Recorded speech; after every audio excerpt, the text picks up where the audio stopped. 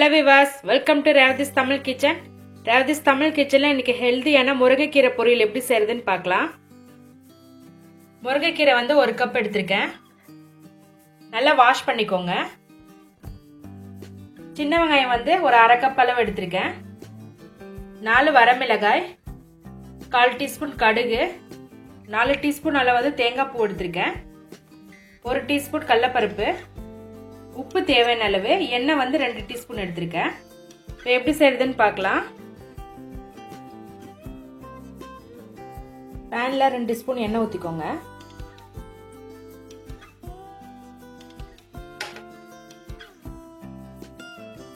எண்ணெய் காஞ்ச பிறகு எடுத்து வச்சிருக்க கடலைப்பருப்பு சேர்த்துக்கோங்க.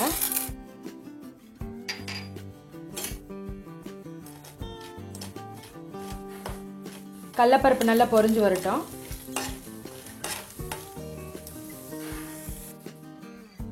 அடுத்ததா கடுகு,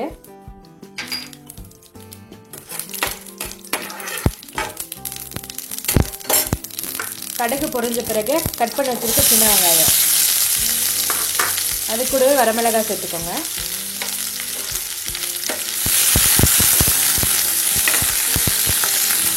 வெங்காயம் நல்லா வதங்கட்டும்.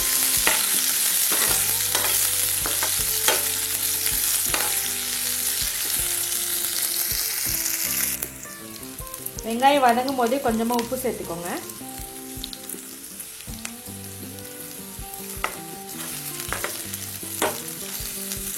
நல்லா வதங்கிடுச்சு. அடுத்ததான் நம்ம பறிச்சு வச்சிருக்க முருங்கைக்கீரை இதை சேர்த்திடலாம்.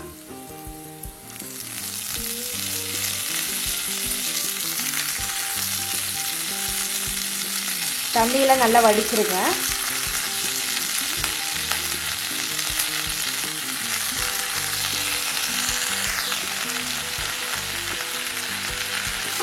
முருங்கைக்கீரை சேர்த்து நல்லா கிளறி விடுங்க.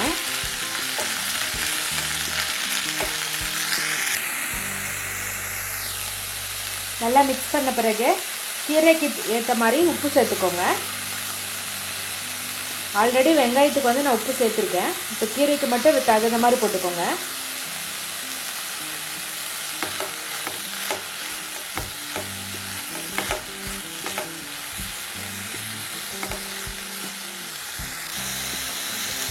இப்போ வந்து க்ளோஸ் பண்ணி வைக்க வேணாம். க்ளோஸ் பண்ணி விட்டால் தண்ணி விட்டுரும். அதே போல் தண்ணி விடாமல் இந்த நம்ம ஊற்றிருக்க எண்ணெயிலே கீரை வந்து நல்லா வதங்கிடும்.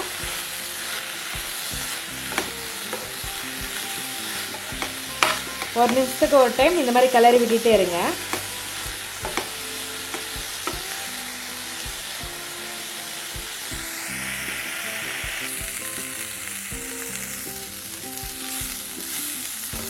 இதே போல் ஒரு 8 நிமிஷம் கிளறி விட்டுட்டே இருந்தால் கீரை நல்லா வெந்துடும்.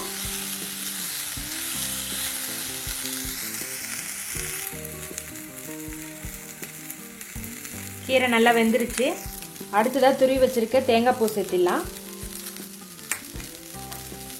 தேங்காய்க்கு பதிலாக முட்டை சேர்த்தினாலும் நல்லாயிருக்கும்.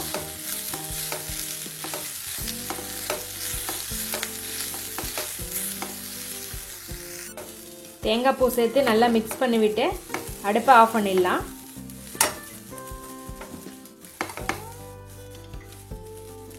நல்ல ஹெல்தியான ரொம்ப டேஸ்டான முருங்கைக்கீரை பொரியல் ரொம்ப ஈஸியாக பண்ணிட்டோம்.